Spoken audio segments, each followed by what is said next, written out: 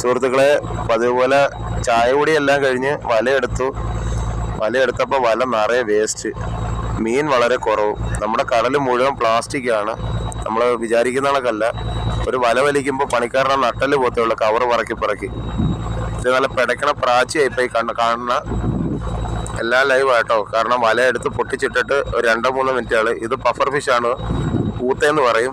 അത് തെരണ്ടി എല്ലായിടത്തും പരന്ന് കിടക്കണ മൊത്തം പ്രാച്ചിയാണ്. ഇത് കുപ്പി വേസ്റ്റുകളെല്ലാം കണ്ടത്. നമ്മൾ പിന്നെ ഊത്തേനെ നമ്മൾ മുള്ളനൂത്ത ഒഴിച്ച് ബാക്കി എല്ലാത്തിനെയും നമ്മൾ വളത്തിന് കൊടുക്കത്തേ ഉള്ളൂ. അത്യാവശ്യം വലിപ്പമുള്ള കിളിയാണ്, ഒരുപാടൊന്നും ഇല്ല കേട്ടോ. ഒരു 10-15 എണ്ണം കാണുന്നുള്ളൂ പറക്കിയ. ഇതേ ചെരുപ്പ്, കുപ്പി, കവറ്, വേസ്റ്റ്. ഇത് നെടുവയാണത്. വലയെല്ലാം ഒതുക്കി വെക്കുക, കാരണം വീട്ടിലേക്ക് പോകാനുള്ള പരിപാടി നോക്കാം. ഇനി എല്ലാം കഴുകി വൃത്തിയാക്കണം. കൊട്ടയെല്ലാം പറക്കി വെച്ചിട്ടുണ്ട്. ഇതാണ് നെടുവ, നമ്മുടെ ചീലാവ് വലുതാവുന്നത്. ഈ കൈയിരിക്കുന്നതല്ല താഴെ കണ്ടത്. കൊട്ടയിലും പിടക്കിയാണ് മീൻ. മൊത്തത്തിൽ വേസ്റ്റ്. ഇതാ ഇപ്പോൾ ഉരുട്ടിക്കളയനാണ് പഫർ ഫിഷ്, മുള്ളനൂത്ത.